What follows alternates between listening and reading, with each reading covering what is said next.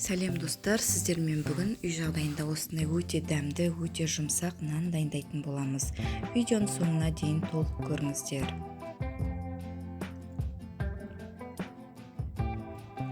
Ол үшін бізде мына видеода көрсетілгендей ингредиенттер қажет болады. Барлығын описаниеде толық көрсетіп өтемін. Ол үшін тұзымызды, қантымызды және құрғақ дрожжиімізді жылы суға араластыратын боламыз.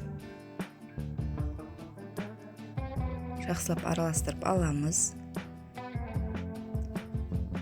Үстіне 100 граммдай ұнды салып, жақсылап араластырып, жылы жерге 15-20 минутқа қойып қоямыз.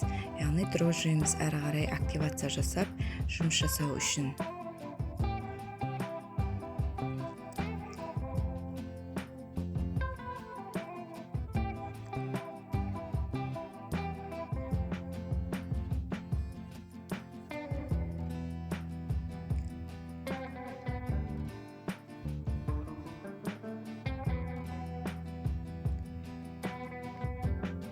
Енді жылы жерге бетін жауып қойып қоятын боламыз. 10-15-20 минуттан кейін аштығымызды алып, яғни аштығымыз осындай болу керек. Қалған ұнымызды үстіне бөліп салып, електен өткізіп, жұмсақ қамыр илейтін боламыз.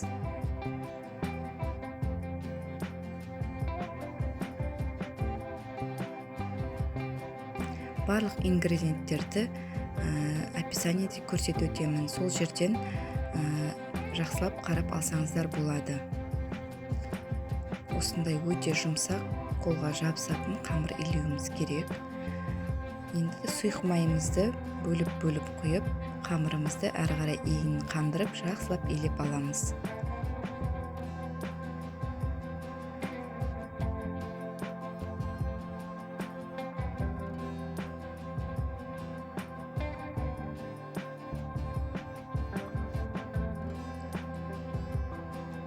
Толық мен көрсетілгенде ингредиенттерді салып, дәл осылай елесеңіздер, сіздерде де осындай өте керемет жұмсақ нанды жасайтын боласыздар. Міне қамырымыз видеода көрсетілгендей өте жұмсақ, өте жабысқақ болып шығуы керек. Әрі қарай ұн салудың қажеті жоқ, өйткені біздің нанымыздың арасы тығыз болып, жұмсақ болмай қалады. Қамырымызды жылы жерге 1 сағатқа қойып қоятын боламыз. 1 сағаттан кейін қамырымызды алып, видеода көрсетілгендей міне осылай болу керек, көтерілу керек. Жақсылап жинақтап алатын боламыз.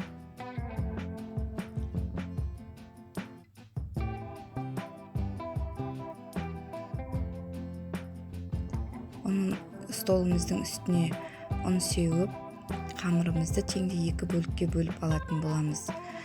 Мен көз мөлшерімен 2 бөлікке бөліп алдым. Егер де сіздер дәл тура 2 бөлікке бөлгілеріңіз келсе, онда таразының көмегімен бөліп алсаңыздар болады.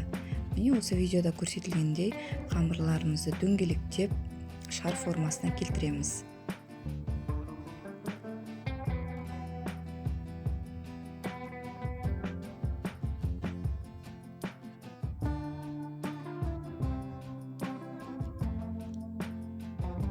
Енді қамырларымызды бауырсаққа жазғандай қылып, оқтаумен жазып алатын боламыз. Қатты жұқа жазбаймыз. Осы видеода көрсетілгендей кішкене қалыңдау болып тұруы қажет.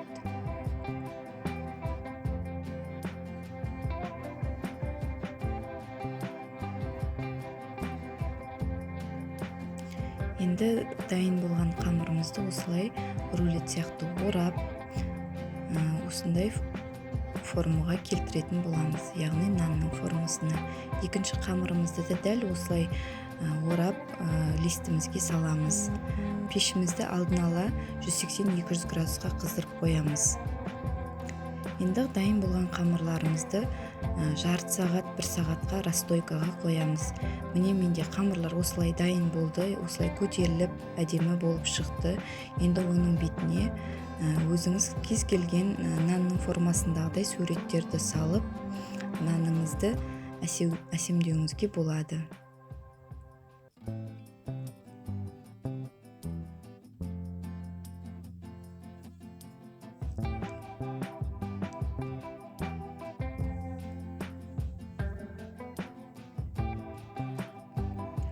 барлық жеріне біркелкі етіп жұмыртқаны жағып шығамыз. Жұмыртқаны барлық жеріне жағу өте маңызды, өйткені біздің нанымыз қызарып, әдемі болып шығуы осы жұмыртқаны жаққанымызға байланысты болады. Енді бетіне сіз өзіңіз кез келген үйіңізде дән болса, соны бетіне сеуіп әрлеуіңізге болады. Менде күнжіт болғандықтан бетіне күнжіт септім.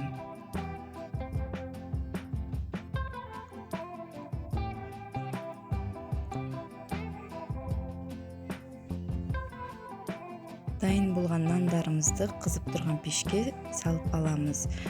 Пеште 25-30 минуттай пісіріп алатын боламыз. Міне, дәл видеодағыдай көрсетілгендей етіп жасасаңыз, сіздерде де осындай өте жұмсақ, өте дәмді нан шығатын болады. Видеом ұнаса, лайк басып, пікір қалдырып кетіңіздер.